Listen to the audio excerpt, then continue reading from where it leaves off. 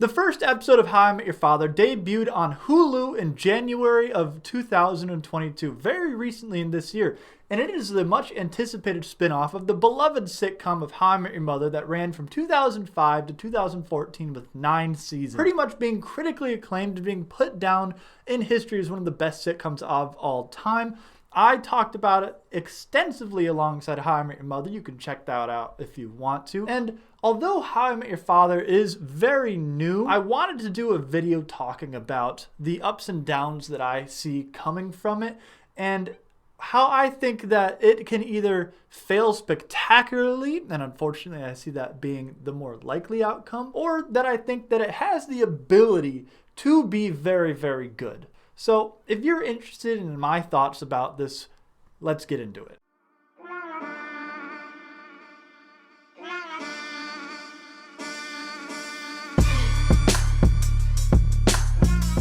Now, How I Met Your Father isn't the first time that a spinoff has been tried.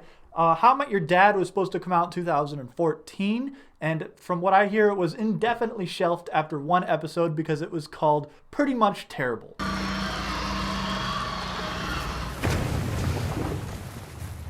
That sucks. How I Met Your Father follows pretty much the same exact scenario of How I Met Your Mother, but with a gender swap of the mother telling their child a story of how they met their father. And to get right into it, because I feel like I don't exactly have to do a synopsis of this, we all understand the basic concept. If you are here, then most likely you are a fan of How I Met Your Mother, and you have watched How I Met Your Father, and you're just looking for somebody's thoughts on it. Now, do I think that it has a chance to succeed? Absolutely. I think it is unlikely, but I do see a few bright spots shining through. And one thing I want to mention from the get-go here is that if you look at the first season of How I Met Your Mother, it was a difficult watch. It was pretty much a mirror of all other sitcoms of that time, especially Friends, because it aired directly after Friends had ended its 10-season run. You had the standard laugh track being very loud in the background. I mean, I love babies. Babies rule. Touchy arms and stuff. But they make you old. Kind of like this anchor weighing you down to one spot forever. I'm 3 months pregnant. Not awkward, guys. Not awkward unless we let it be awkward. You had cuts in between scenes of the cityscapes and jazz in the background, much like Friends and Seinfeld at the time, and pretty much every other sitcom that came before it since the beginning of television. And it wasn't until the second season that they kind of learned from their mistakes. They broke the whole live studio audience, the loud laugh track, the cityscape view, and all other things that kind of tie it to the past. And so after season 2, it still feels like a rather modern-ish show. Obviously, it's aged a bit, but I still watch it all the time. So when you're looking at How I Met Your Father, don't take everything that I am saying to mean that the show is bad, okay? Don't hate the player, hate the game. So, these are the reasons that I think the show itself is actually good and has the ability to succeed. First off, the characters are actually really good. I mean, first you have Hilary Duff frontlining this show, and I think getting somebody that is pretty much, I wouldn't call her an A-list actress anymore, but at one point in her life was an A-list actress and still pulls a lot of weight with her name. People will go to watch this because her name's attached to it. But the characters themselves are also very original. It's not as if they just took all the characters from How I Met Your Mother and was like, all right, let's make another Ted, Marshall, Barney, Lily, and Robin. You know, that's not what it is. Every single one of them is funny in their own way, some more than others. The fancy guy is... Shit, I don't remember the fancy guy's name. Instead of calling him Fancy Guy, maybe I'll look that up. Mr. Fancy Pants is Charlie, played by Tom Ainsley. We also have Christopher Lowell as Jesse, Francia Reza, fuck, I butchered that, as Valentina, Suraj Sharma as Sid, I butchered that as well, Tien Tran as Ellen. Oh God, they're giving me so many names that I'm probably being very offensive with. Maybe I should just stop reading these. Oh my God. They have Kim Cattrall as future Sophie, Stoney Blyden as Jasper, Ashley Reyes as Hannah, Josh Peck as Drew, and Daniel Augustin as Ian. And those are the main cast. It says here that they're all from 8 to 10 episodes. But anyway, my point is that Mr. Fancy Pants Charlie, I think, is a real standout in this show. He's absolutely hilarious. Almost every single line that he's had so far, I have laughed at. I actually hate cake. Too hoity-toity. I'm more of a bread guy. Plain old bread that I rip up with my rough, calloused hands. I really enjoy the brother-sister dynamic between Sid and Ellen. I think that they have a lot of history between them, and that really comes through. And they also have a really heartfelt connection with a divorce separating them in life and then basically losing connection as children and coming back together. And I think there's a lot of good sentimental mileage that we can get out of that relationship. I'm in a glass case of emotion! Although my laughs, granted, are few and far between, I do find myself chuckling at a few jokes here and there. And speaking of the jokes, this is a Hulu original. It's not on television at all. It's a Hulu original. And because of that, it allows for a bit more crass jokes, a bit more of, I'd say, adult content. They don't obviously go like mature content. This isn't HBO or anything, but it does allow for a few more things that television just would not allow, and I do enjoy that aspect as well. I think it's kind of cool having one of the main characters own the bar that they're constantly frequenting. Every one of these shows has to have a hangout like McLaren's, and I like that one of the main characters is the owner of this bar. But unfortunately, that's kind of where my enjoyment of the show and the positives that I have kind of end. I see a lot of promise in it if they really cut out the bad things and lean into the good things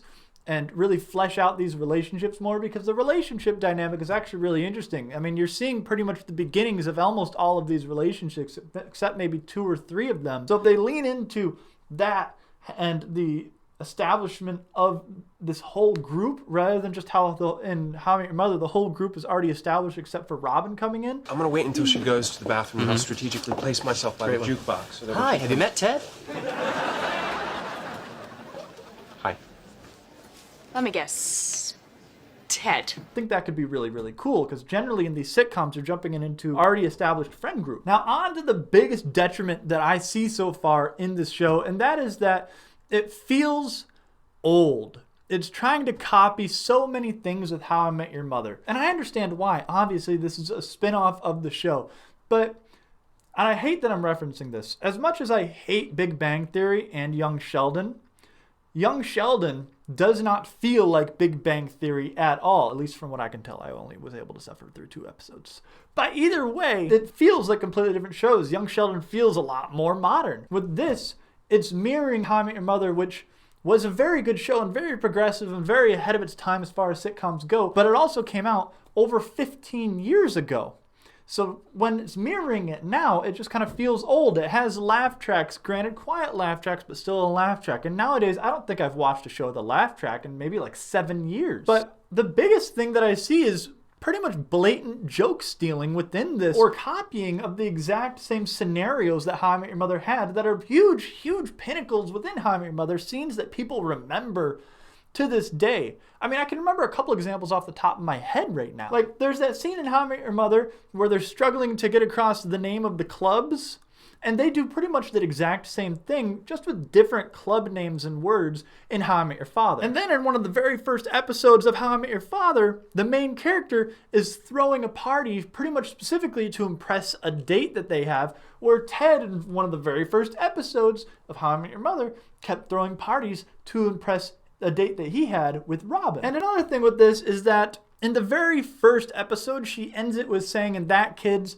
is the night I met your father." And it very either limits the scope of what this show is allowing and creates like a love triangle or square or dodecahedron or whatever, but it limits the amount of people that she is going to fall for. But what it did when it brought in Josh Peck is it kind of did like a flashback, and she met him at a party that night and gave her a charger.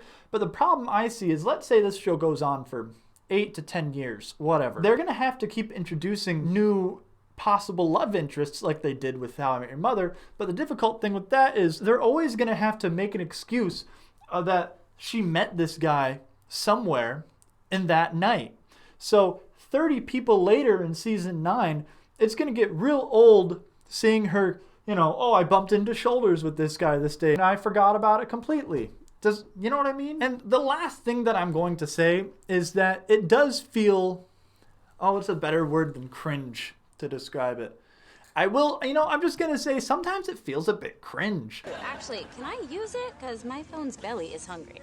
She's all, feed me, mama. It's trying to seem young and hip, but it's not, so it feels very like forced and cringe. And maybe it's supposed to feel that way because unlike in How I Met Your Mother where they're all early 20s, all these main characters in their early 30s trying to kind of hold on to their youth.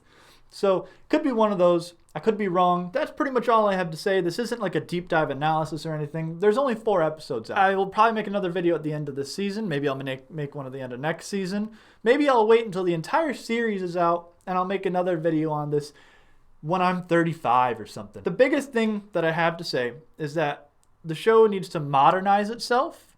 It needs to come up with new ways to distance itself from How I Met Your Mother so it doesn't exactly feel like it's living off of its coattails and it's its own original show despite being a spinoff. And it needs to do what How I Met Your Mother did, which is, I'd say, find new ways to progress sitcoms to keep it alive, because sitcoms these days don't exactly have the viewer base that they did 15 years ago, because we're in the golden age of television, and we have, you know, Marvel going over to the television side. We have Star Wars releasing shows. HBO always has really good shows. We're in the golden age of television, so if they want a sitcom like this to remain successful, it has to modernize what we know a sitcom to be. Anyway, if you agree with this, if you think it's absolutely spectacular, if you think that it's absolute dog shit, I'd really like to know. But thank you for watching. Make sure to like, comment, subscribe. Check out my other videos.